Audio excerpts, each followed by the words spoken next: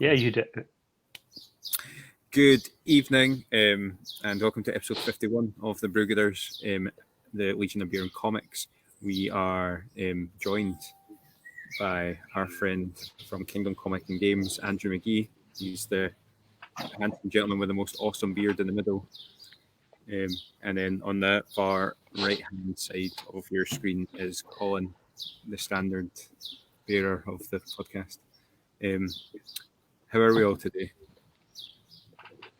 I'm not too bad. Suffering a bit from hay fever today, but this should cure it. I totally ran out of steam in that intro there. I apologise. You've done it 50 times before, you know. Yeah, totally. No, yeah, very good today. Been enjoying the sunshine and out for a wee walk earlier on. Yeah, totally. It's the hottest day of the year right now at time of recording / going live. I thought that's why I'm outside. It's cool. Right. So Colin knows you really well. I know you guys have worked you guys have done various stuff together in sort of the comic industry. Just before we went to air, I was chatting to Andrew Colin about how I've only ever been to Kingdom Comics twice, and one of those times it was when Claire was pregnant, and I just had nothing to do or read, and Andrew sorted me out with a nice wee pile of graphic novels, which was really, really smart. So I've got my heart's there because you helped the geek out in his hour in, which was amazing. Yeah, I've got I've got a massive selection of pre-owned graphic novels that sell for a reasonable price, and I'm always happy to make a suggestion when people come in. Because people come in and they didn't know what they want to read. They'll say, "I like Batman, I like Green Lantern," or something like that. And you've got to kind of talk them through it. So I like to have a big selection. So I'm glad I was able to help you out. I did. I got some good ones. I'm trying to think what you gave me. It was, I think one was and it was they were all kind of jumping on points. I think one of them was the one about how they basically reintroduced Steve Rogers back into the it was whatever the event was that reintroduced Captain America back into the comics after he died in Civil War. Okay. Spoiler if you haven't read the comic version of Civil War. And one was I think it was the follow-up to Avengers versus X-Men, where they basically had to reintroduce the X-Men after, again, spoilers for a comic that's maybe about 10 years old, but there was during Avengers versus X-Men, which I think will make an amazing movie, and it's probably where they're going to go. Cyclops was a baddie for a wee while. They had to kind of reintroduce. Yeah. Cyclops is over the years, he changed from being the sort of Boy Scout, whiter than white character to being the, bit of a douche we all know and love these days. So I actually quite like him just now. I don't know if anyone's reading Marvel comics now, but Cyclops is a really interesting character just now because he's kind of I think Powers and House and things like that sort of redefined X-Men within the last 12 months or so. Yeah. Excellent jumping on point it's been, and some of the titles, the X-Men titles, have been. I didn't read an awful lot of superhero comics myself, but yeah, the Powers of X and House of X titles were phenomenal. I read a couple of them. Was it Uncanny X-Men? There was a couple of issues of that took place during the big Marvel event last year, and that was quite interesting because there was only 12 kind of mutiny characters in it, and it was just about how they were the last remnants of the X-Men, and it was intriguing. So I've got House of X and Power of X sitting there. I've not read them yet, but folk are saying it's incredible stuff. So yeah, it's very, very good. Yeah.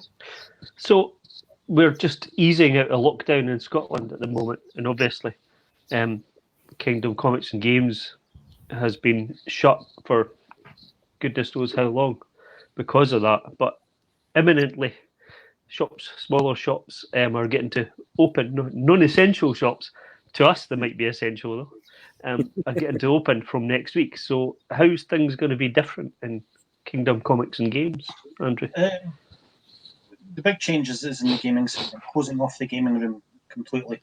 I will be having once we're able to, I will be reintroducing games, but even that's going to be massively changed.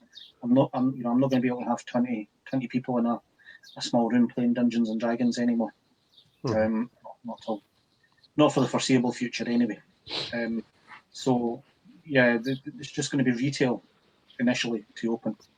No gaming going on, and I've put on a screen at my counter for protection. I'm going to be asking people. I'll be wearing the mask when people are in the shop. I'll have people are going to browse through the comics boxes. I'm going to be asking people to use the hand sanitizer, before they start digging in, and setting up a one-way system. A limited number of people in the shop at one time, which isn't a huge change for me. There's not.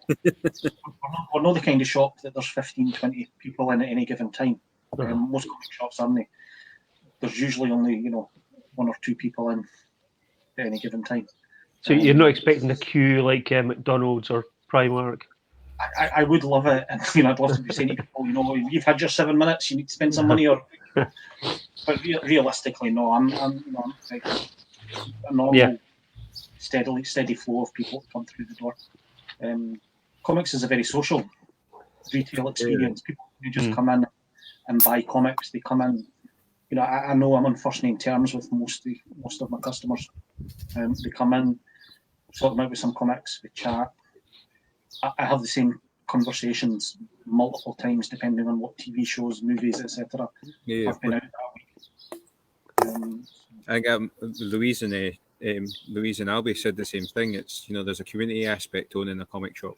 Yeah, there absolutely is, and that was something they were quite anxious about. Well, yeah, losing the community was always a big worry. And the comic shop and the gaming shop, it's even more prevalent in the gaming side because these people are coming in and spending hours in your shop. And you want to sort of keep them coming to your shop because we all know everyone can buy everything cheaper online. Yeah. You can get everything I sell cheaper on Amazon than I sell it. My only selling point is the community. So yeah, we're quite right. It's a massive community effort. A comic shop, it's not just a retailer. I think. I'm wondering if you guys have heard the recent news that just came out, I think today or yesterday. It's a crossover between games and comics that Kieran Gillen is now writing the Warhammer comics for Marvel. Okay.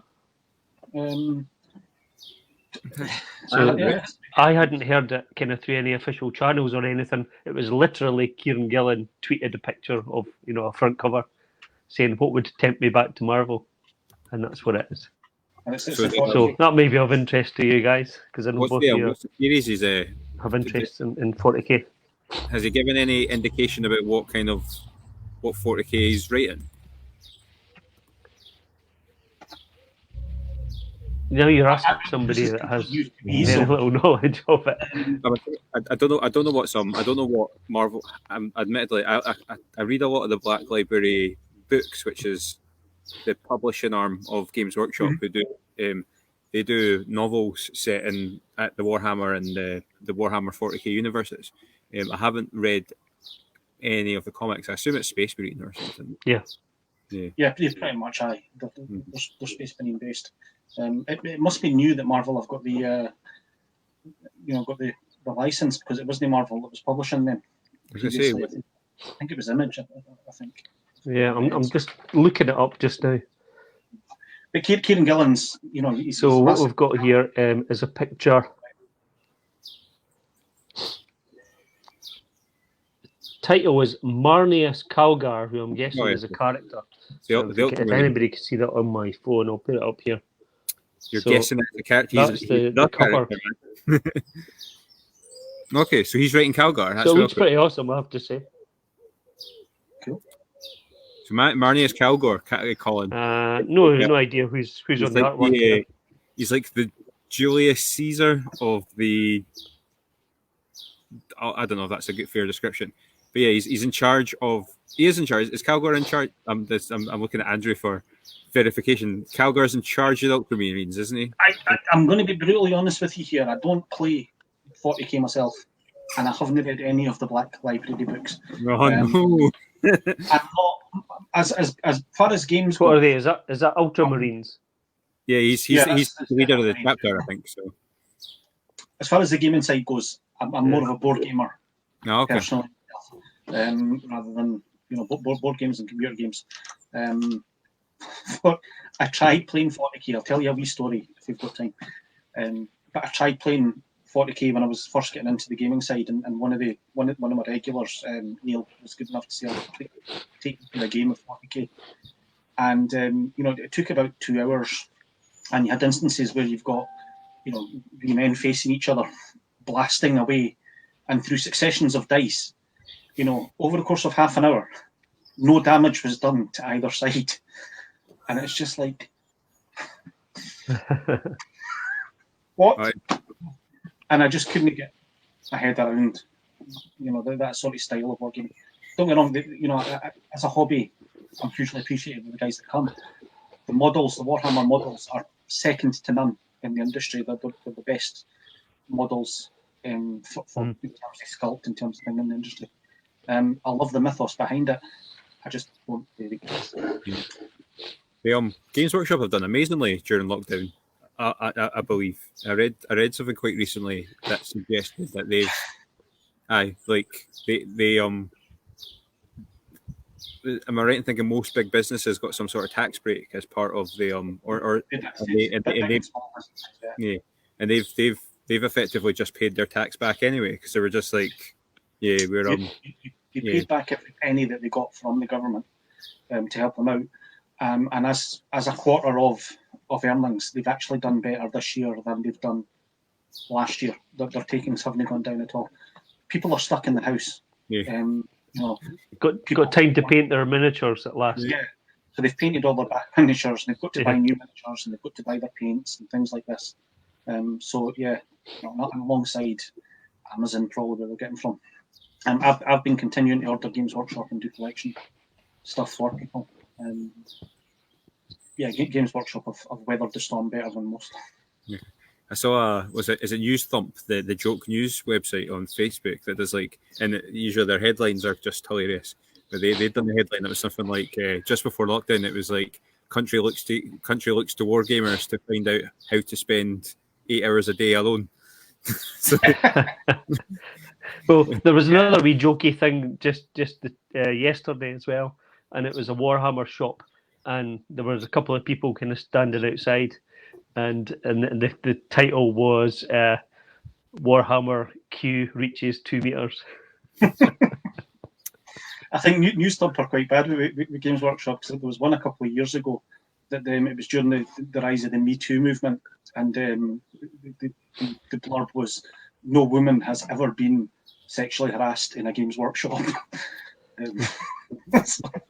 I just because Games Workshop have got it tight off of News Thump for years, and I just assumed that a portion of the News Thump team were wargamers, and it was just.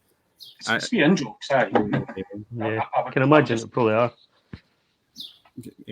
Confession: I have played Warhammer back in the early days when it first came out, when it was called Rogue Trader.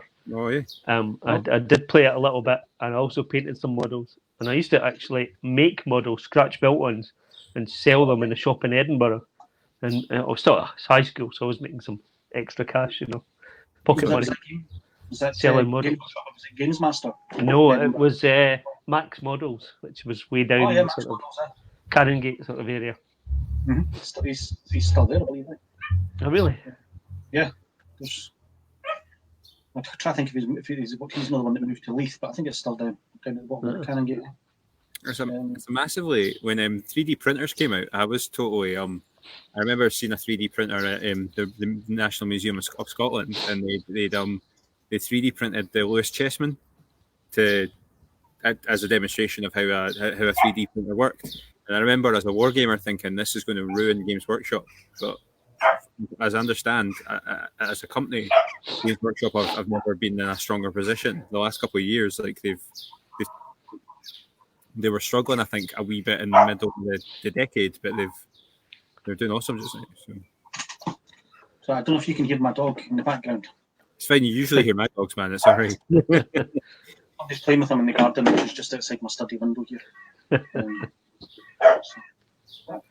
Yeah, it's not unusual on the Brewgooders podcast to have animal noises. Yeah, I just think I used to, back in the day, I used to paint models back in the sort of 80s, back when White Dwarf covered every manufacturer, and it was an actual magazine rather than just a catalogue for Games Workshop. And I bought Dragon back then as well. All these games back in the sort of 1980s before I discovered beer and and met my lady. Yeah. I think that was the same for an awful lot of people. Oh, is it?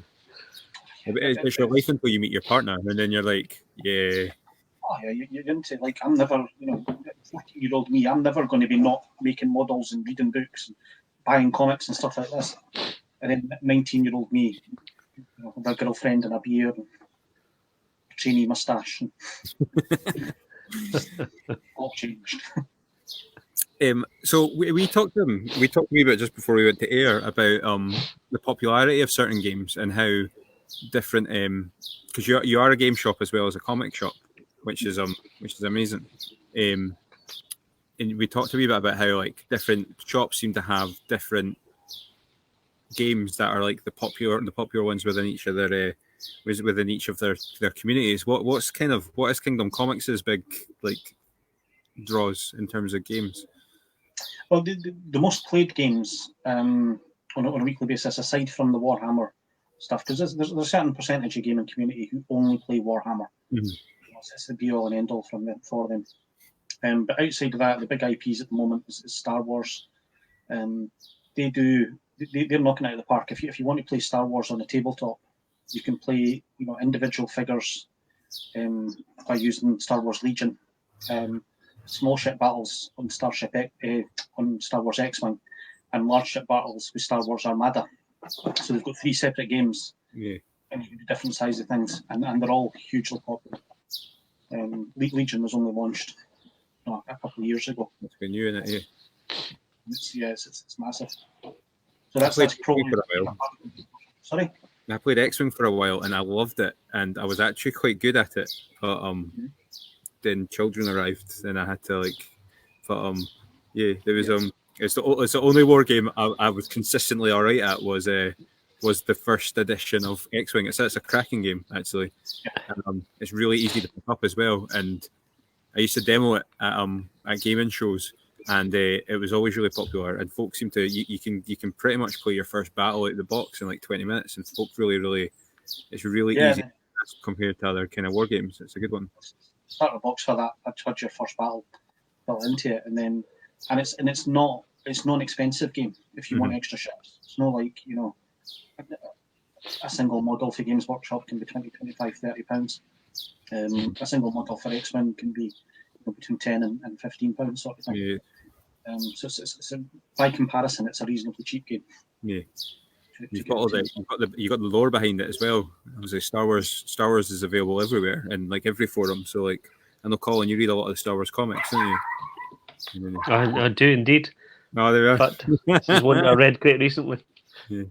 And obviously, you've got Disney Plus as well, so you can be watching anything on that. So, as a medium, it all pulls together. Really. You can watch all 3 of the Star Wars movies. Yeah. And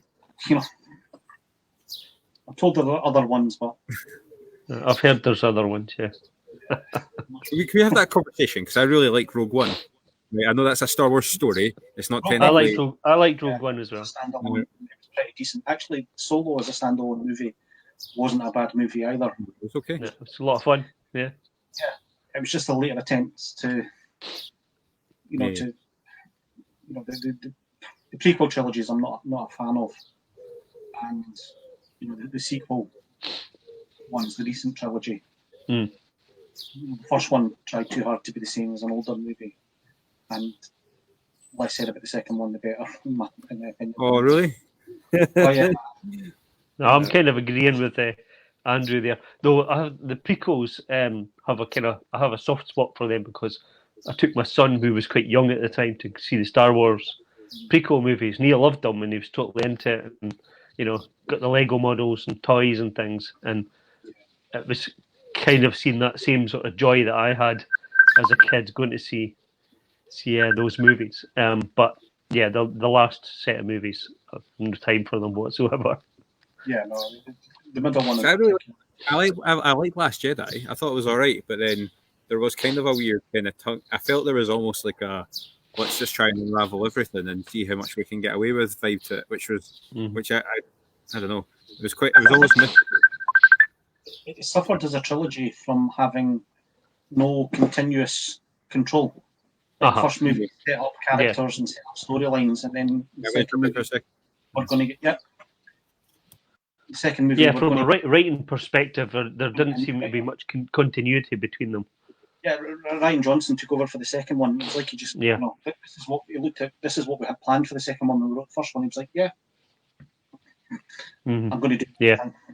And now it's come down to like the comic books to fill in all the gaps and stuff, and it seems that a lot of Star Wars fans love that. They want all the backstory of everything, every planet, every character, every person that pops up in the background. So, I mean, some of them were very, very good. Vader Run in particular. That was Kieran Gillen who was it? It was Kieran Gillen that did Vader. So we just mentioned him.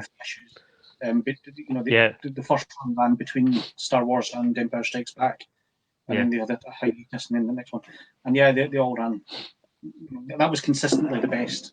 Yeah, it was really good. Yeah, I mean, it was one of the series that I picked. I was getting the Star Wars and the Vader runs, which were coming out simultaneously, and I got them for quite a lot of issues. Not all of them, didn't complete them, but for the first 20 or so.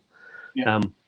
And then I've kind of picked up the odd book here and there that sometimes just fills in some of the gaps or reintroduces some characters and things. I maybe just mention this one actually because I read this one just recently. This is Fortress Vader, and we actually see this Vader's fortress at the start of the last Star Wars movie. So when Kylo Ren is flying down to Mustafar, to a big building, Mustafar, and he goes in to get the Sith holocron, that's Vader's fortress. And that's what this story's about. It kind of tells the story behind that. It's Charles Soule is the writer, so a big time, Marvel writer. Yes, again, he's very well known as well. So it's good that picking up on that. They tied all these in when there was a big hoorah in the community when the new trilogy started. They threw away the entire expanded universe. Which it was at that point, which I wasn't hugely invested in it, but I had maybe a couple of dozen books. And, I had sort of gotten invested in that, and it must have been hundreds of books. Oh God, yeah. All the Rogue Squadron stuff and all the backstories of dozens and dozens of characters, all the Boba Fett stuff and things, And just to throw that all away and then start again from scratch with a new expanded universe was a bold move. But, it was quite something. Yeah. I should point out there's a I don't think the Ewoks Caravan of Courage movie gets talked about enough. So there was two of them as well. There was a I don't think I've seen them. To that as well, which I think they're up there with Star Wars Christmas Special. I don't know if you've ever even heard of that. In infamy. Some Princess Leia not sing lyrics to the Star Wars theme tune as part of that. Possibly, I've seen it once. Yeah, I've seen it once as well, but a long time ago. In a galaxy far, far away that we want to forget. I watched something recently where they got a copy of it, and it was like a big, the characters, I can't remember what the show was, but the characters were really excited that they found a copy of it on VHS, and they just assumed it would be amazing, and it obviously just broke all their hearts. It's funny because I actually had it wasn't a VHS thing, but it was a download. But last year I got hold of a copy of the original trilogy, completely unmessed about with, as it came out in the cinema. Yeah, this is kind of the holy grail for a lot of people. because George Lucas made Star Wars for about 25 years. Every time a new version came out, something changed. Yeah. That initial one where there's not 100 stormtroopers in Mos Eisley, and Jabba the Hutt was still a sort of slightly overweight Irishman. Yeah, I think I might go back and redraw all my comics, from the past, because just make him that bearded. I should cosplay as Jabba the Hutt in the original version, because he was just like a factory. We should do like I sometimes think about like films and TV programs where like Star Wars is obviously kind of a high profile one where they talk about a lot about like dismissed plot ideas, and Luke used to be called Luke Starkiller or something like that. And I think it was Anakin Starkiller. And it would be amazing if you got the movie. They did a couple of years ago. They did a comic serialization of the original. The Star Wars. It's called. Yeah, the Star Wars. That's right. Aye, and Chewbacca was like a reptilian sort of character, and I think it was Anakin Starkiller.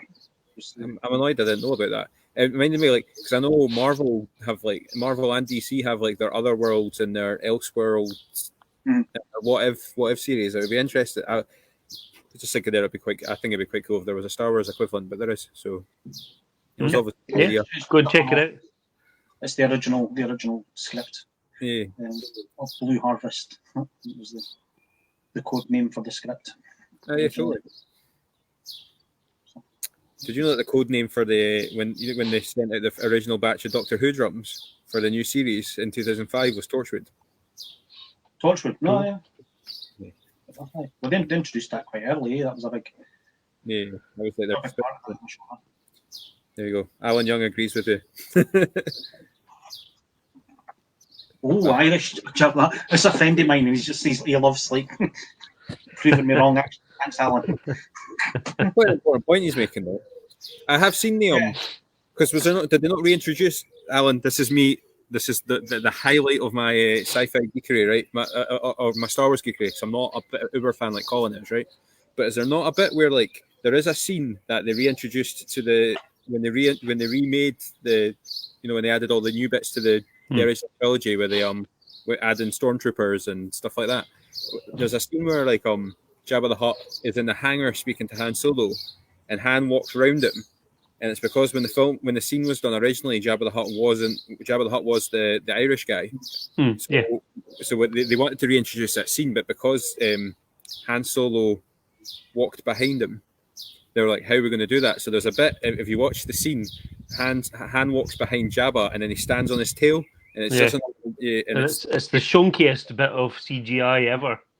Yeah. The reason I kind of get around that, when they introduced that. Alan says it's because you're wrong. But yeah, that was it. They had to introduce the idea that Han would stand on Jabba's tail because they couldn't explain how. Otherwise, Han would have just walked through his tail because he wasn't CGI when it was made. That's the scene I remember. Obviously, with the Irishman, that's the scene I remember seeing. Obviously, I don't remember seeing it in the original theatrical release because I was 4, I think 4.5, maybe 5. Yeah. But I've seen it since then on, documentaries. Yeah. And he appeared in the comics as that scene was in the comics though. The first set of comics that came out from Marvel, shortly after the release of the movie. So Jabba the Hutt appears, but he actually looks differently. He's a slightly alien character with sort of strange sort of moustache type thing. They did it with a lot of them at the time. They were releasing the comics based on descriptions. So if you look at Empire, the comic adaptation, Yoda is blue and looked completely different. Because they didn't actually have, they weren't releasing any actual pictures before these things were having to be done. So that's right. It was a tightly kept secret about Yoda. I mean, the name had come out, and everybody knew he was going to be the Jedi Master. And then they started to release these clips of the movie, and the wee green guy, and nobody thought that can't possibly be Yoda. Yeah.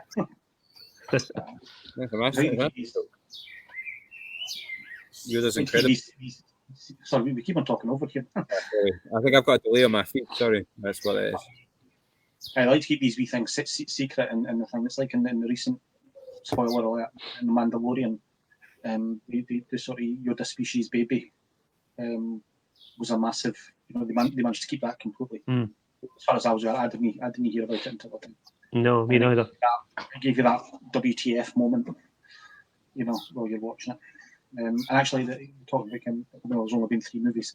The Mandalorian was an excellent piece of TV storytelling. Yeah, I've watched the whole lot, and I really want to go back and watch it again because it was so good, so cleverly put together. There's an excellent. If you gave the guy that's doing the Marvel movies like the reins for Star Wars, he would make something amazing.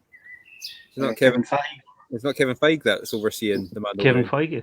Yeah. Did I make that up? Yeah. Yeah, no, he was sort of he was the guy who was in overall creative control of these Marvel movies to make sure that they all tied together and didn't have continuity errors and things like this.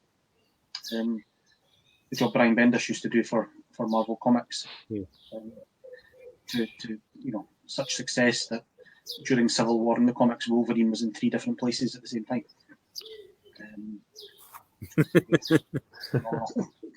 There are some. It's funny that you say that about like being in different places. There are some really annoying ones in Endgame. I don't know if you have watched Endgame recently. Mm-hmm. There's some really annoying kind of continuity errors in the final fight. Where like there's a bit. I watched it yesterday because I love that final fight. There's a bit where like Ant-Man and Wasp are in the back of the van trying to fix it, and then in the very next scene, Ant-Man stands on somebody else. When he's still in his big giant, and I was like, "Oh, come on!" I'll have to go and have a look at it again now, but I didn't pick up on that. No. There's also a really cool one that I didn't notice. My friend sent me a screenshot. All the guys are coming through the portals, and there's a group of guys that are the Reavers, the kind of space piratey guys from Guardians of the Galaxy. They come through, and Howard the Duck's with them. Okay. You have to pause it, but he's there in that squad with a gun. And it's like, I think that was officially the first Marvel movie was Howard the Duck. We don't talk about it either.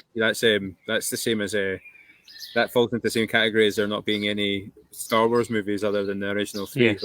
That's the legacy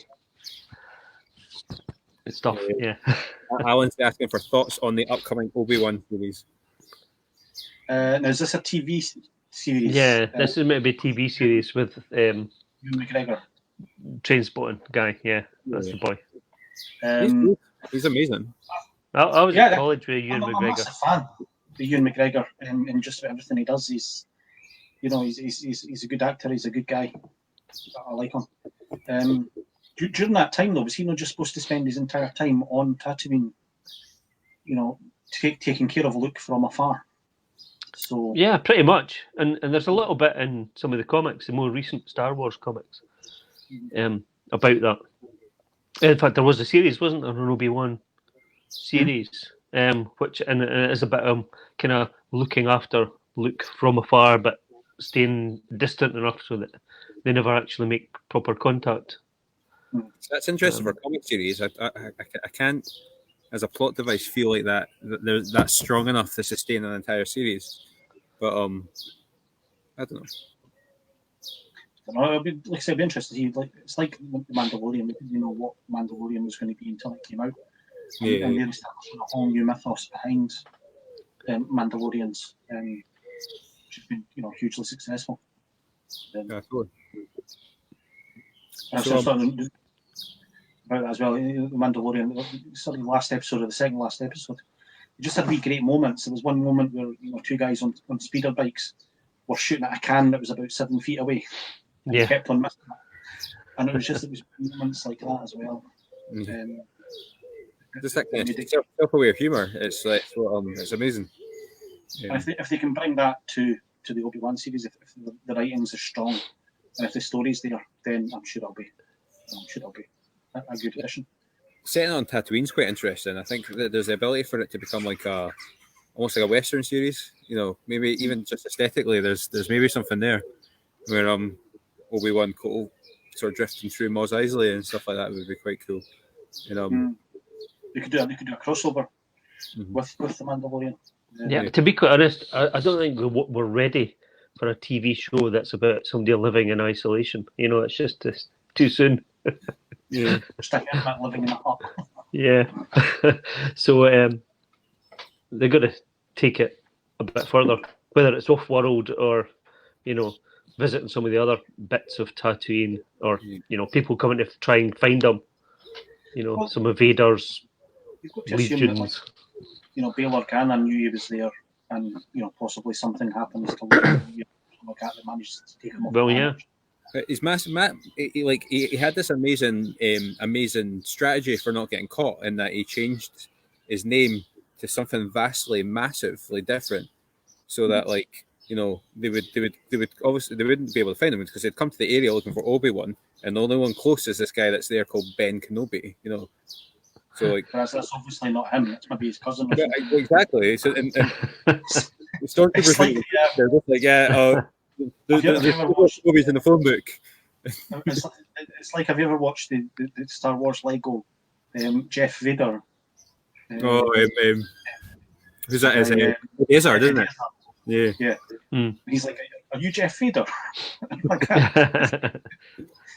Yeah, you do kind of wonder about how, you know, given the force powers that we've seen recently, how Vader or the Emperor couldn't detect him. But I've got a theory. Here's a fun theory for you. Sand planets. Sand stops the whatever ability to be able to detect force users over distance, and that's why what's her name? Wasn't found as well. Well, Ray wasn't found as well because you're in the sand planet. There you go. There's my fan theory. The expanded universe had a couple of different ways, you know, from like slug worm-like creatures that could deaden the force to. I remember reading on those. Yeah. You know, the dark side of the force, the light side of the force, and that's why they didn't find Yoda, because they, you know, that cave on Dagobah. You know, they can't kind of overwhelmed it. Yeah. Yeah, you could say possibly. Dark Jedi on Tatooine. Did you ever watch Robot Chicken where they did their Star Wars thing, and it was all about like they just poked fun at all the total random coincidences that exist in the Star Wars universe? It's like, Luke, I am your father. He's like, that's impossible. And Leia is your sister. And he's like, that's quite improbable. And then it goes on for ages, like, and then like they're sitting like having a cigarette, and Vader's like, and those the Force. That's just like little midichlorians that live inside your blood. And Luke just gets up and he's like, if you're not going to take this serious, I'm just going to go home. It's like... I think a lot of us thought that when the first movie came out. It's, you know, this decision that it was just wee creatures living inside your blood. And you're like, hang on, wait a minute. It's funny because like George Lucas has made such a big job about changing everything. But you know, they never mention midichlorians after that one conversation, to my knowledge. I don't think they ever have another follow-up discussion about it. It's funny that's one of the things, you know, we're now 21 years on from that. You know, I'm waiting on the. I wait on that because you could quite easily omit that series. That you could omit that scene to like no fanfare, and folk would be really, really happy. You could just like throw it on the cutting room floor, and nobody would care. Doesn't affect.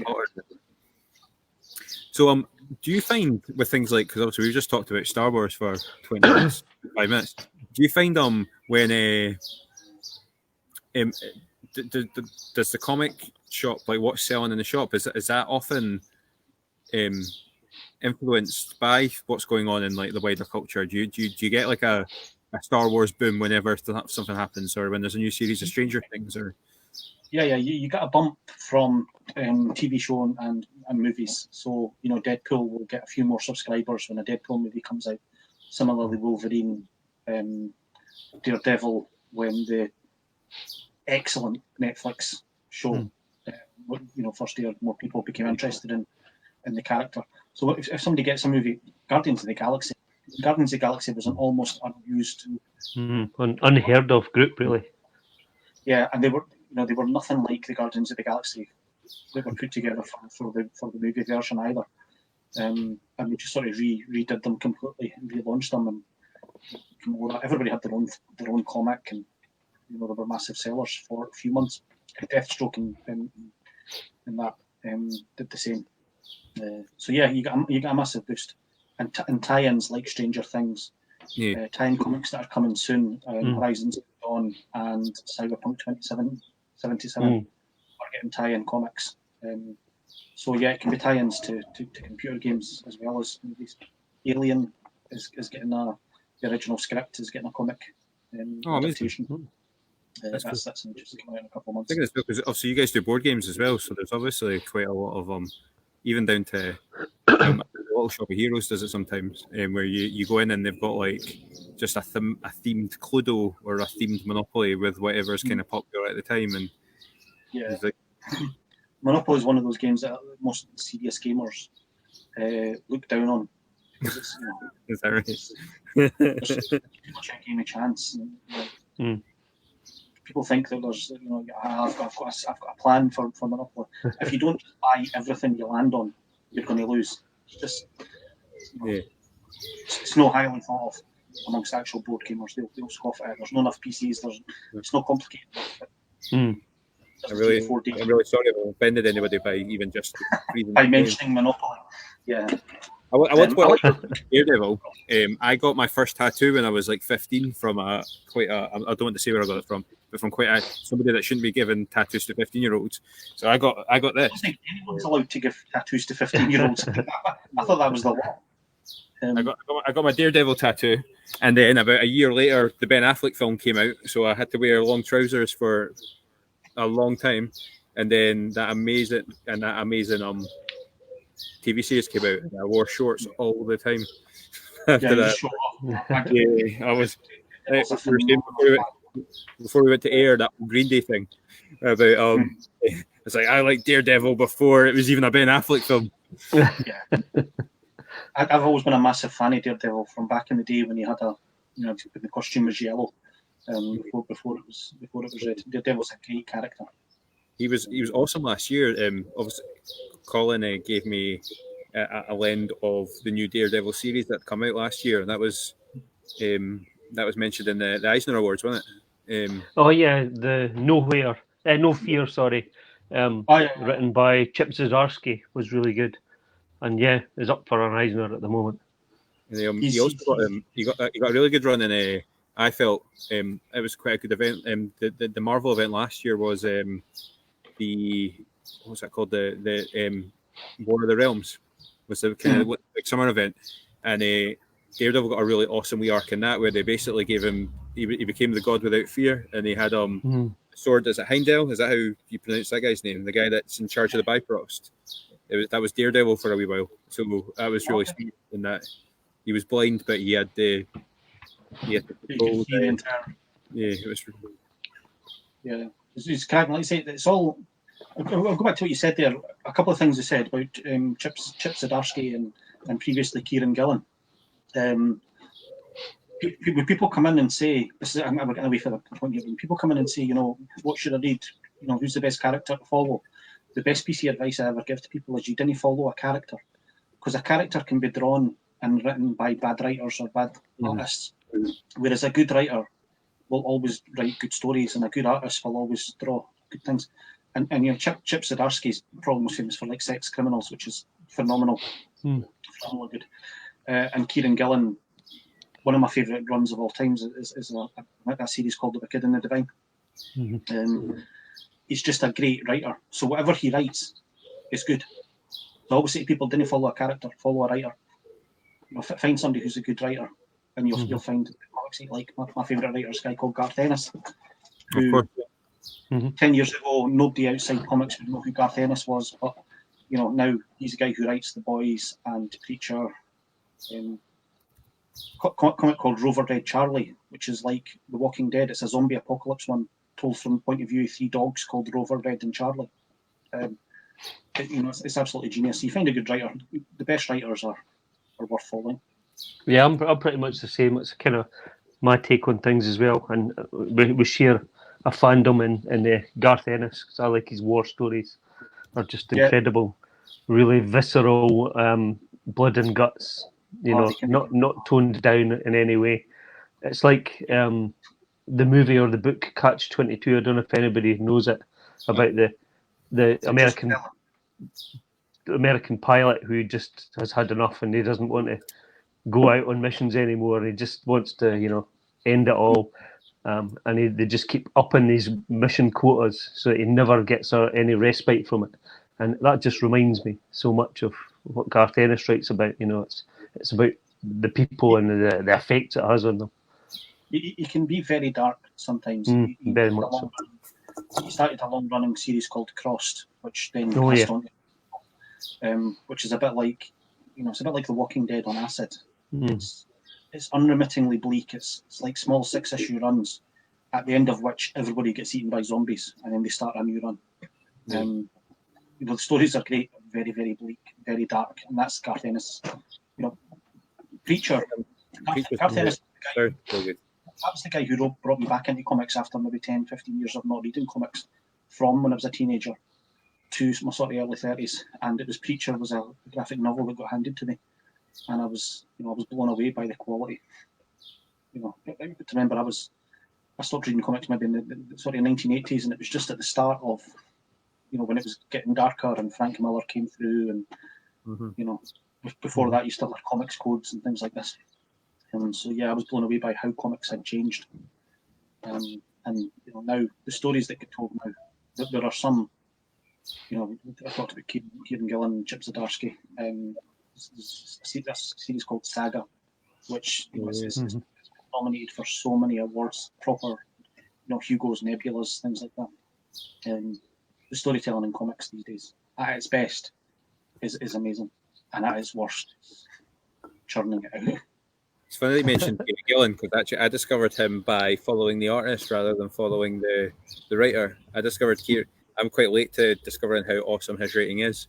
I'm a big fan of the artist Casper Ringgaard, and I'd read what was this? Why is that just escaped my mind? He wrote he drew a series about I'm gonna have to find out what that's called. Give me 22 seconds to formulate my count to 20. I'm gonna formulate my Is it Limbo by any chance? No, the one about the monkey. Why do I not know? Yeah, Angelic, sorry, it's called Angelic. He wrote Angelic. He drew Angelic, and it was a book. It was stunning. I really liked the writing, but I was completely blown away by the art. So when and I took my stuff to get signed by Casper at Dunfermline Comic Con last year, because I was just totally proper moved by how good I thought his artwork was. And he'd mentioned that it was Peter Cannon was going to be his next piece of work. So he drew a six part arc for Peter Cannon Thunderbolt, but it was written by Kieran, and it was just absolutely, like, we talked about that quite a lot last year, as Kieran Gillen wrote it, and we talked a lot about the writing. Yeah, because it had clever kind of tie-ins with Watchmen and things, and even made what's his name, broke the boundaries of how comics kind of worked. Yeah, it was like there was a whole issue of that set in a pub in England, Yes. where as I say, it's supposed to be like this little high stakes kind of superhero action comic, and then one issue just drops into Alan Moore, or somebody that's supposed to be Alan Moore, is in the pub with him, and there's I don't know if you've read it, you need to read it. There's this amazing. We talked about there's this amazing panel where Peter Cannon's talking to this guy who I think is supposed to be Alan Moore, and then Alan Moore gives him a really good piece of advice. Peter Cannon says thank you, and he's like, that's great. Are you going to buy me a pint? And Peter Cannon goes I don't have any money, and Alan Moore kind of goes, fucking superheroes. And it's because they don't have any pockets unless they're Deadpool. They don't have pockets. I bet Alan Moore was delighted to be appearing in that comic, because he's well known for being more than happy with people using him and his properties, without his permissions. I thought that was a particularly good one. Like, he's famously totally against anybody like referencing it and stuff like that. I thought that was kind of, it was referencing his surliness towards the superhero genre, which I thought was really, which was really never clever. working on another superhero comic again, ever, and he's never working for Marvel or DC again. So, I love Alan Moore. Obviously, everybody loves Alan Moore. My favourite quote of Alan Moore's was once asked. There was a huge slew of young lads who were coming through at the time, had to take over his crown as the top guy, and Grant Morrison was a big part of that. And so he was asked what he thought of Grant Morrison, and Alan Moore said, when I think of him at all, I think of him as sort of like an Alan Moore tribute act. So it was harsh, but at the time, Grant Morrison was, his work was a little derivative before he found his own voice. And what a voice that is, I'll just mention my second comic of the week that I've been reading because Grant Morrison is one of the writers. Right. So, Star Blazer was an old DC Thompson series from just after Star Wars came out. Oh, no, sorry, I'm thinking of something else. About the early 90s. So it wasn't as long running as like Commando is, but it was in the same style as Commando, sort of 65 pages, black and white, And they brought out this sort of commemorative edition just recently with 2 stories in it, reprinted, and one of them's Grant Morrison's the writer, and the other one, famous artist Mick McMahon, who was famously did Judge Dredd back at the start. So they reprinted them, and that's one that I picked up. You can get this in comic shops. You might even have one yourself. I don't know if you got them. I've not got that one. I've not got that particular. No, I suppose it's kind of hard to get the DC Thompson stuff in a store because they tend to go through like W.H. Smith and bookshops, rather than comic stores. But Grant Morrison, in his early days, was writing for DC Thompson. Yeah, Grant Morrison. Like, I'm a huge fan of Grant Morrison, but he is a writer, and this may be a bit controversial. But I've always thought his best material was when he doesn't have to create characters. When he's writing established characters, very good. He did a very long run on Batman, which was phenomenal. But when he's making something up from scratch, like I hope not get like the Invisibles or something like that. He created a lot of guys for did he not basically kill off all of what's that series that that's on Netflix just now? I'm rubbish with him. The series where everyone's total random, like it's got robot Doom Patrol. Doom Patrol. We did a run on that. He wrote quite a few. He made up quite a few characters from that, and they're all kind of really strange and obscure. And when obviously he had the Sentient Street was a character. That was part of the Grant Morrison run, and he did a run. I think it was only a 12-issue run, but he did a run of called Soldiers of Victory. I think, unless I'm getting this mixed up, where every character's story was different, running at the same time, and it just all coalesced into the last issue, and you saw how they all affected each other. Yeah. And it was some of the cleverest storytelling I've ever seen. That's Colin's one.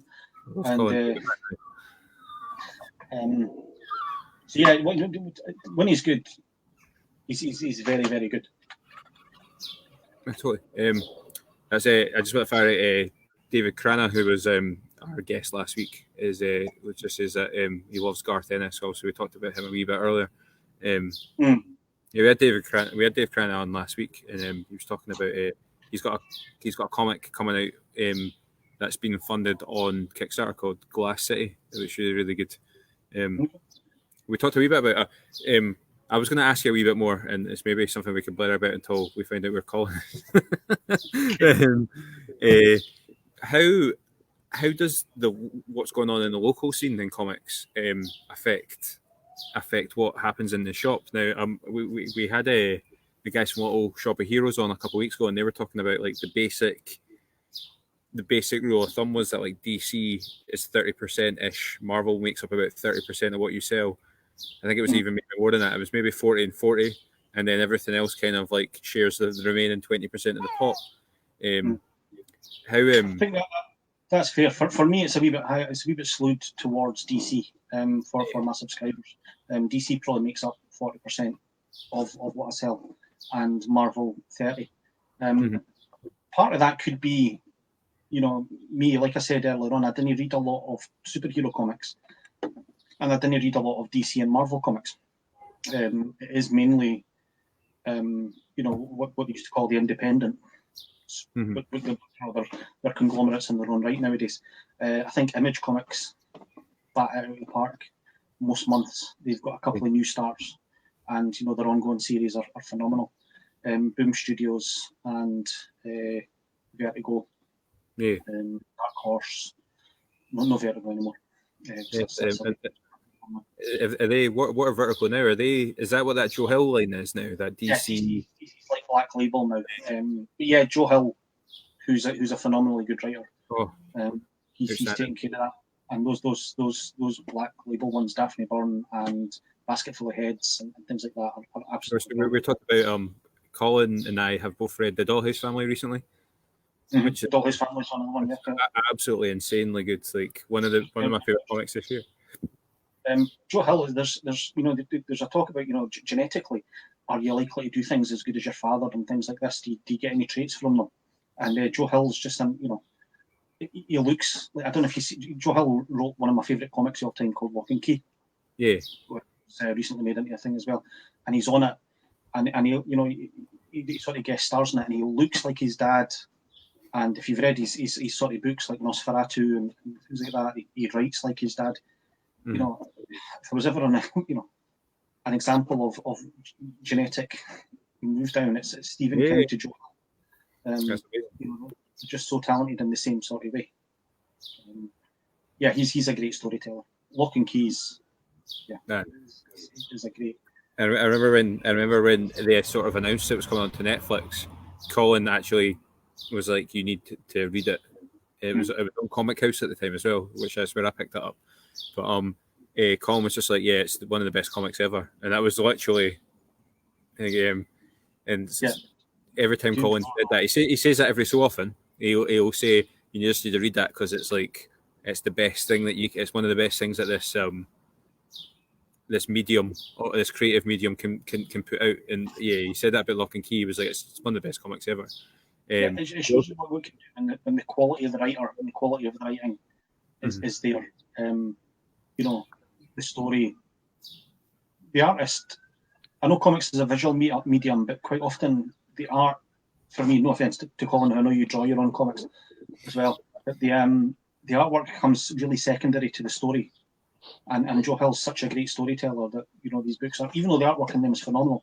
But you could probably go back to maybe Preacher, which I spoke about earlier, by Garth Ennis, written by Garth Ennis, drawn by Steve Dillon, God rest his soul. But the man could only draw one face, and it was. But action-wise, everything worked in these stories, and the artwork was strong. But the artwork's very secondary to me, to the story. I think DC did an event that I bought into, or a process where I think they gave artists a wee bit more kind of creative control, with regards to the storytelling element of their comics. It was that sort of new age of superheroes, and I'm not taking anything away, because obviously a lot of artists are also very, they're massively creative, and they're able to, they can put stories together as well as many people. But I know that line didn't do very well. It was the idea was that they paired. I think the idea was that they paired decent writers with decent artists, but then the writers left and kind of left the artists to carry the story on, and you could feel the tonal shifts, which was quite annoying. And I think the Terrifics was the last surviving remnant of that. There was like a line of about 8 different series that came out of that initiative, and I can remember some of the, like Mother. I remember the run. I initially signed up to them all, but then one by one they cancelled, or I cancelled them because I wasn't enjoying them as much. it's funny because the Terrifics was the one that kind of survived the purge, as it were, quite late, and that was what I enjoyed the least. So that was a blatant rip-off of the Fantastic Four, Yeah, because Fantastic Four wasn't getting published at that time. well, Because totally, Marvel made this massive decision not to publish Fantastic Four comics because they didn't own the rights to the movies, and they had a movie coming out that they didn't like, and they didn't want to give it any sort of free advertising, so they stopped publishing Fantastic Four comics.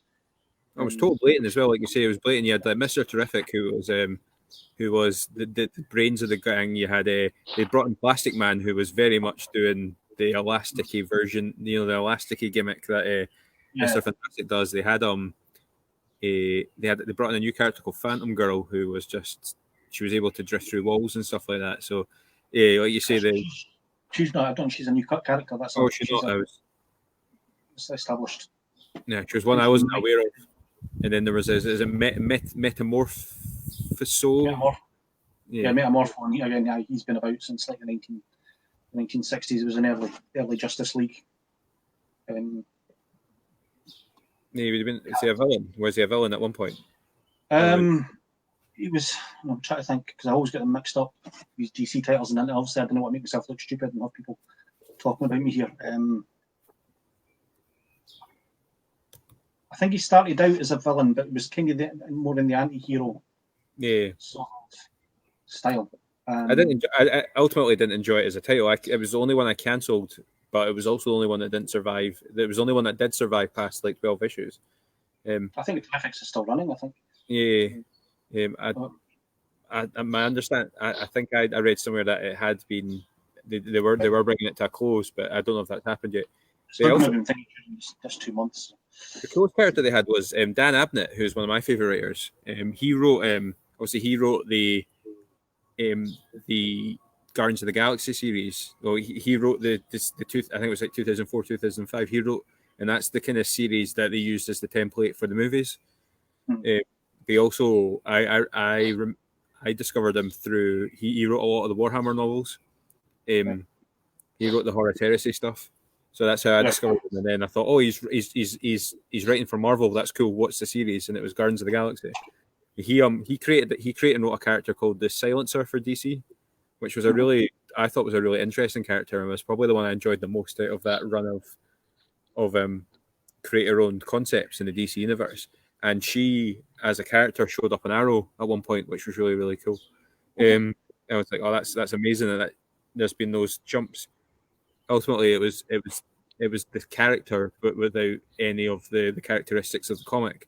But the gimmick for the Silencer was that she was able to create like a bubble where that created a vacuum for all sound. So she became like an antagonist for the Black Canary character in Arrow, which was really, really smart. So they had her whole powers are based on the fact that she screams really loudly, and then this lady just came up and went shh, and then like it blocked out all her canary cry, which was really cool. That was a cool series. I felt it was a cool comic series, but they cancelled it after like 12 issues. That was good. Dan Abnett is back on 2000 AD with a new story, I think, just recently, just in the last issue or two. Oh, amazing! Yeah, because 2000 AD did like not a weird thing. Did they not do something in the last couple? You and me talked about it in the last couple of weeks. They just 2000 AD has I think they every so often do like a jump on them point. Yeah, they do. It's something they've started doing every few months. And like all the new stories start. Yeah. So you can jump on and not feel like you're missing out. I mean, 2000 AD, obviously for somebody of mine and Colin, 2000 AD was. I was buying that back in the 80s when it first came out. Was it 78? Was it 77? 77. We only know that because we interviewed we had Banksy, who's the editor of the 77 on last month, and the comic's named after the year that 2000 AD started. It's it was so like as a science fiction fan back in the sort of 1980s coming up. There wasn't we didn't have the glut of science fiction on TV and movies that we have now. It was all police shows and things like this, and even the comics that were out at the time. And I was reading Roy the Rovers and Hotspur and things like that. So 2000 AD was just a complete, Eagle had been out before that, but Eagle was always a wee bit more. A bit outdated in terms of the story. It was science fiction from the 50s, Yeah, it was still stuck in that. Still, 50s I think it was still stuck in that kind of mould.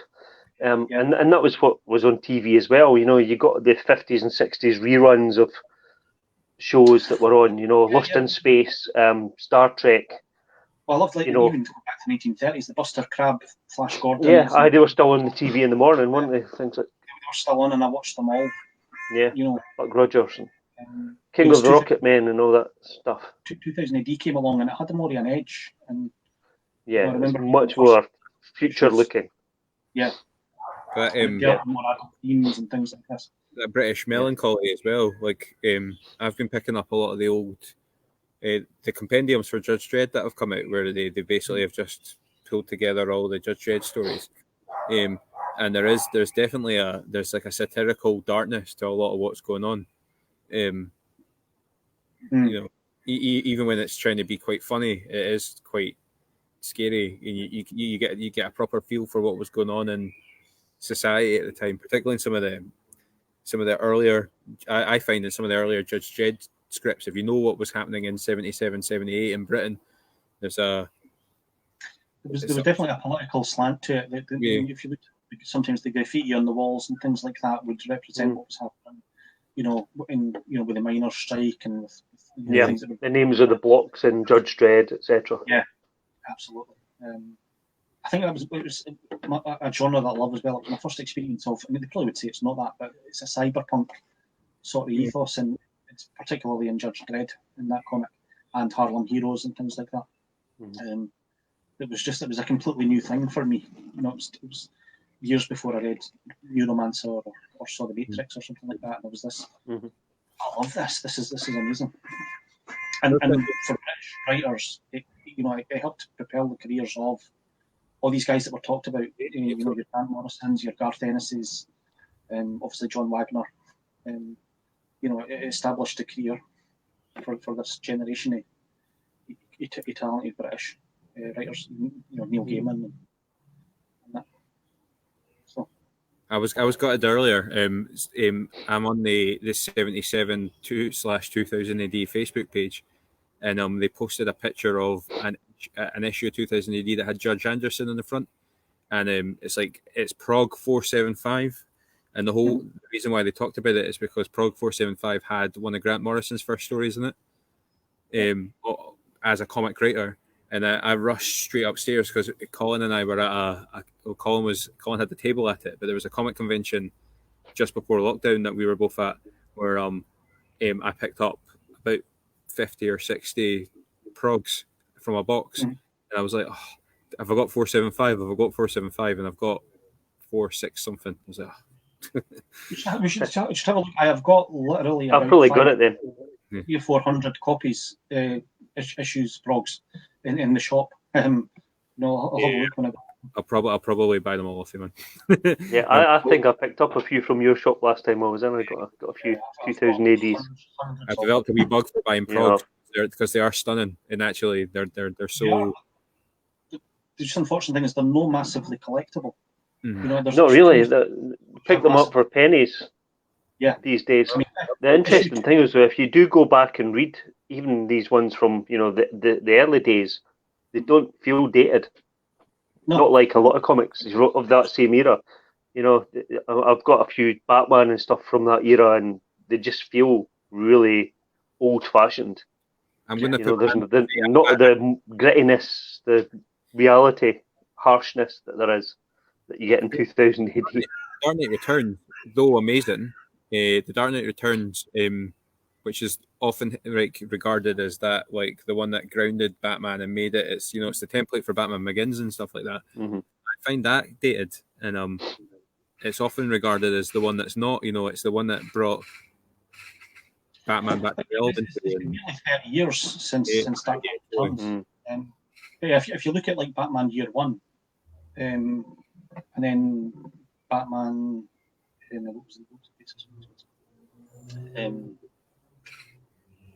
on No Man's Land, Mhm. which were much more recent ones. They were kind of the basis for these, Nolan movies. Yeah.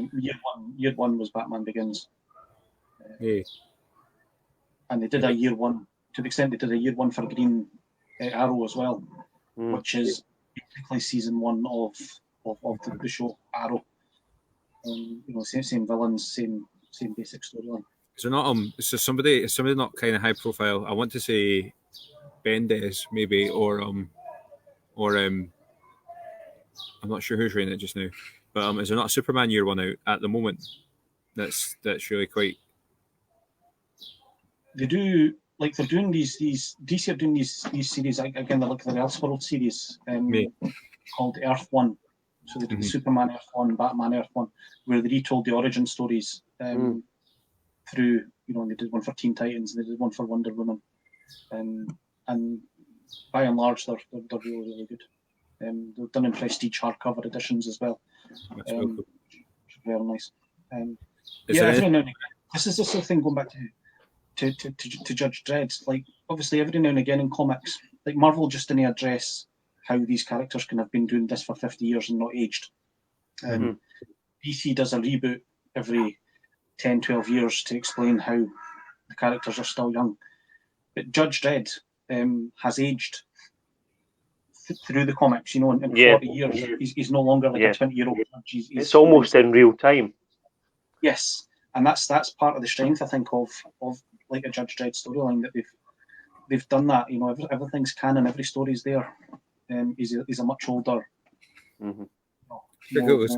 Technology is enough that even though he is aging, he's still able to do relatively athletic things because there is technology to allow him to do that and stuff like that as well. Yeah, it can be kind of regenerated kind of thing, yeah. If you see me started in his 20s, then he's maybe approaching 60, but life expectancy and work life expectancy might be 1900. At some point they might address it.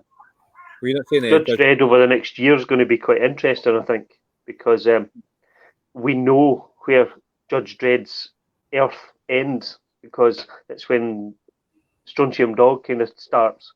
They live in the same universe.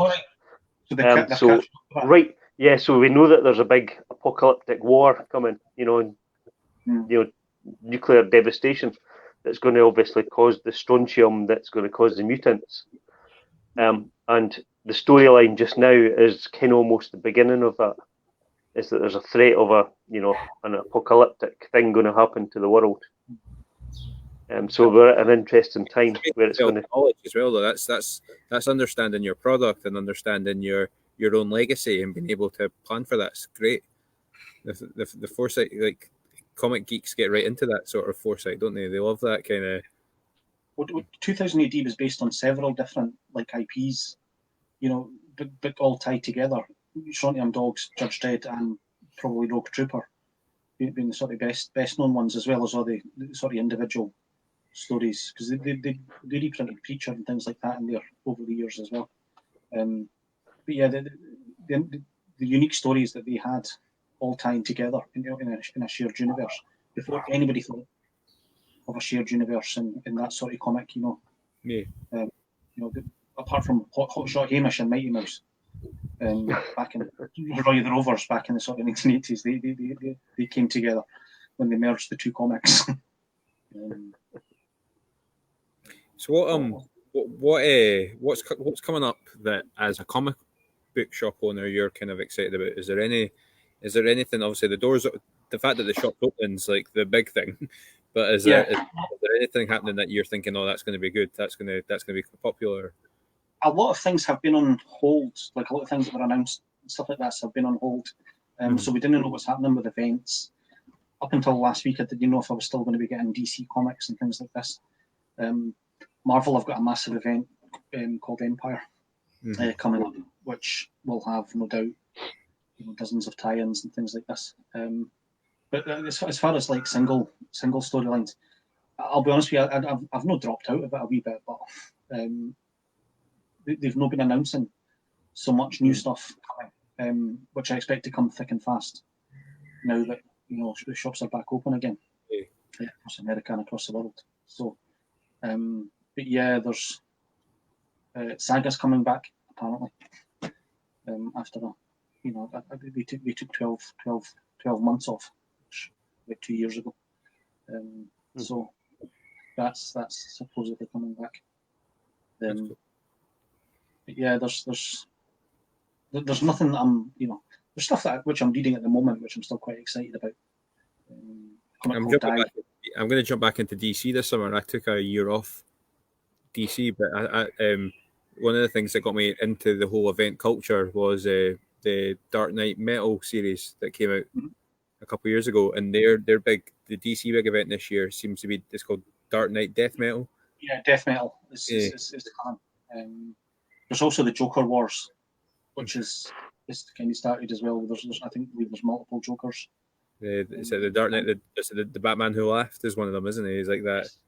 He's he was. Me and Colin were drinking in the garden last night, and we made that joke about how Batman has Batman must have to do like so much shit in one night to fit in, because he's in almost every title, doing almost everything, and he has an influence on what's going on. So, but for Batman to be able to do all that, he must just be doing everything all the time. He must just be not sleeping. Batman has the entire DC line on his shoulders. Like all the major titles are either Batman or Batman family titles. The best-selling ones. Batman habitually is the best-selling title in comics. Batman and the Outsiders, Red Hood, Nightwing, Batgirl, Batwoman. They're all Batman titles, and he's sort of in all of them. That Dark Knight is a huge character, isn't he? Like Batman Who Laughs. Go back to 2000 AD. I didn't know how they've not been sued, because the Batman Who Laughs as a character and with a mask and everything like that is basically Judge Death. He is Judge Death. He is as a character. Yeah, absolutely. Yeah, looks like it. Acts like it. Yeah. He is immensely. Like, don't get me wrong. I'm a big fan of the and that's probably. I don't know if you guys have got stuff in your like boxes. I don't know as a comic owner. This is something I've always wanted to ask. Actually, do you have issues of stuff that you just store away because you're like that might be that there's a holiday in that later on? No. Well, I'm not so good at spotting who's going to be massive and things like that. Like there's the Punchline recently was a sort of big character who's blown up. The new Harley Quinn. So I didn't squirrel away things like that. I'll admit to buying most image number ones and keeping a copy because they'll end up on Netflix, especially if it's Robert Kirkman or something like that. But in my box, it's only comics that I really want. You cannot be a collector and a retailer. No, okay.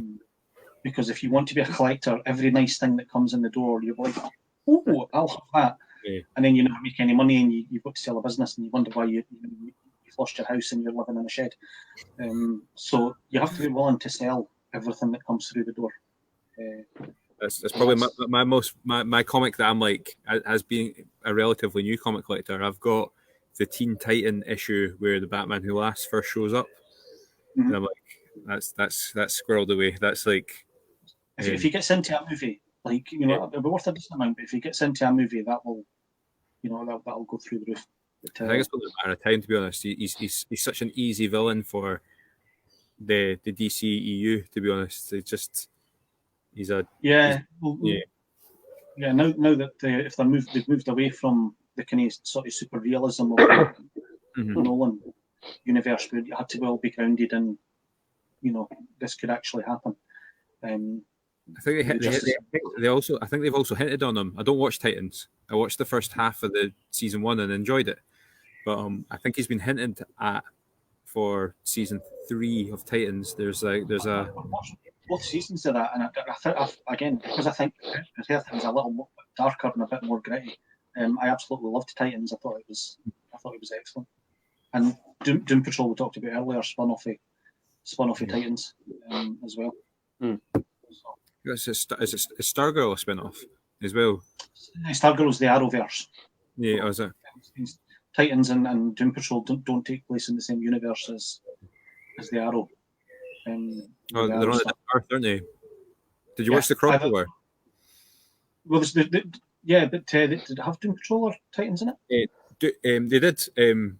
Very, very, very briefly. They went through the different and I think episode 1 of the Crisis, they had like different worlds getting pulled out of existence, and one was the Titans universe. Right. And then one admittedly was my favorite one was Earth 66, which had Burt Ward walking his dog, and then going, and then the sky went red, and he looked up and he went, "Holy crimson skies!" And it was just like, that's amazing. It's brilliant. VM jokes like that is brilliant. Yeah, those, when they re-established the universe, when they re-established the multiverse at the end, I think it's Earth 42 is the one that's got Swamp Thing in it. Mm-hmm. So I think they're there. Maybe not like proper canon, but the wonder of the DC multiverse. You know, when they launched 52 a few years ago, and they had wee bubbles of all the different characters, and you could see where they were, and you know, it covered all their major storylines. You know, the Watchmen was in one of their universes. Yeah. My favourite, the best superhero comic which has ever been written, ever been drawn, is a comic called Kingdom Come. Yeah. Drawn by Alex Ross. The best artwork ever in comics, and that's one of the universes there as well. It's the Kingdom Come universe, the one the computer game's based on. Is that right? Did I make that up? Yes. Yeah, what's that called? Injustice. Is the Injustice game not based on Kingdom Come? Somewhat. It has some similar story things where, you know, Clark is sort of, Lois Lane died, but it was in a different situation, and Clark had went to live in his farm in Kansas. It was more about the next generation. It was more about, you know, it was a story about how your kids supersede you and the new age of superheroes. Yeah. You know, weren't as serious as the sort of legends of the older ones, and the older guys had to come back and sort of, you know, stamp their authority a bit. Again, if you've not read Kingdom Come, it's one of those comics that I think everyone should read. It's just, for someone who started off at the start of the podcast saying that you didn't read a lot, they weren't really into superheroes. You know about. You managed a lot to me. I do. Obviously, I do. I've read superhero comics for a lot of years.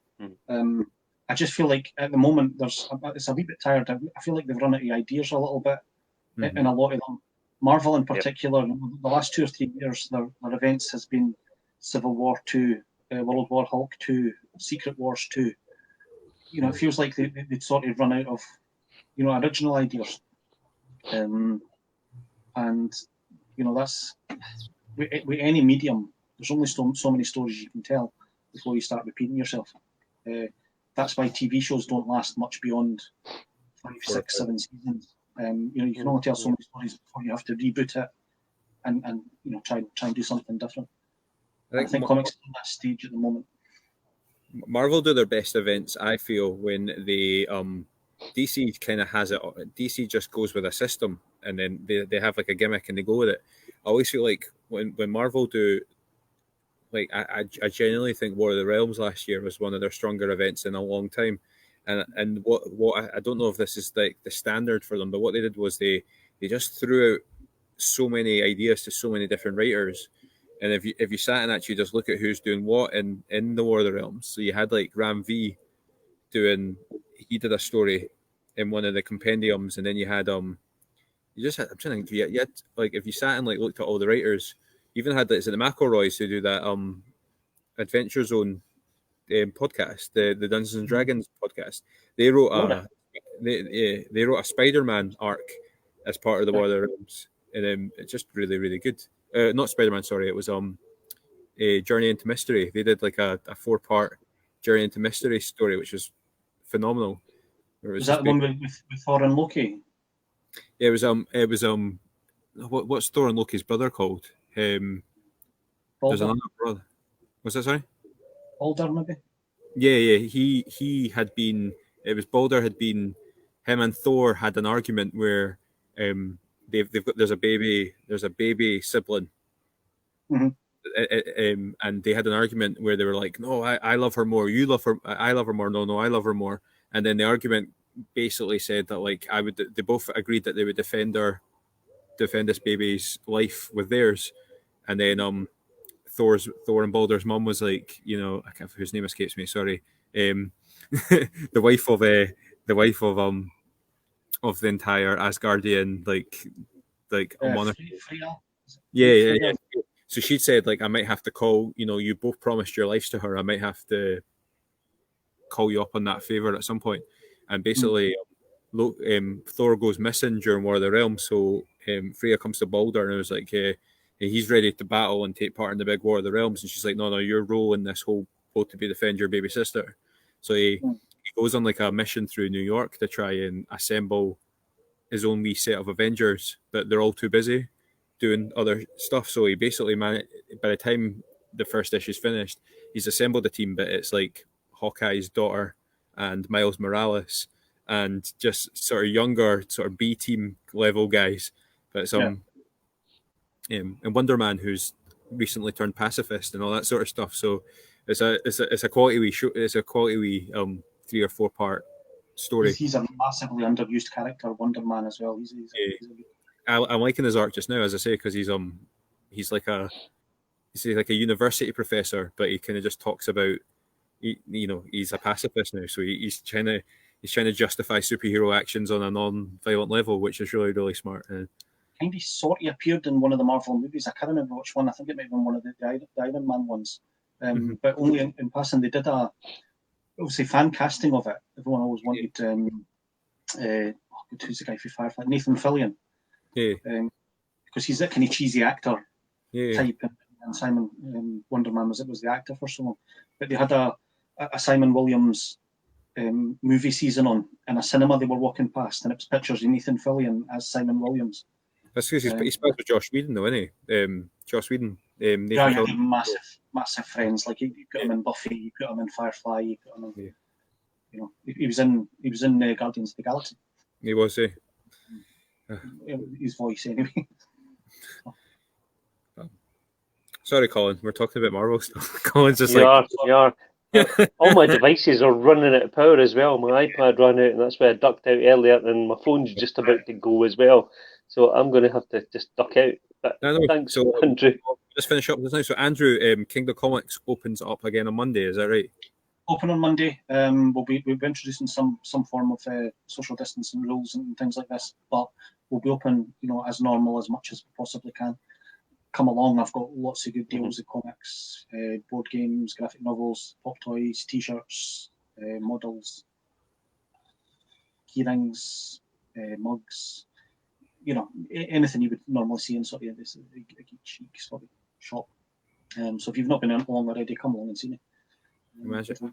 We'll get you on again because I say that to like often, but it's nice. It's nice to have folk just come on and talk about what's coming up and stuff like that. It would be nice to have you come on maybe once a month or so, and if you're up for it, and just chat. Absolutely. I'm say with no gaming, I'm free most evenings at the moment, so it gives my wife a chance to catch up on her shows. I'll just sit in my study. And when gaming does start up, that'll be a good opportunity for you to come on and let everybody know what is starting up. Yeah, absolutely. And then, like I say, if you want us on one of those events, you could always come along to the shop. And we could do a live show. I know the gaming world moves almost as quickly as the comics world, like the power creep and all that sort of stuff. So it'd be amazing to come along and chat and stuff. That'd be brilliant. Okay, right. I don't know. We've got quite a good guest next week, Colin, but I don't know if we should announce it. So no, we're not going to announce any guests just at this stage. But next week should be quite. Next week will be quite good. Thanks for having me. And thank you for coming on, man. Cheers, Andrew. Thank you. Right then. Good luck on Monday. Yeah. I'll see you in shop soon. Yeah.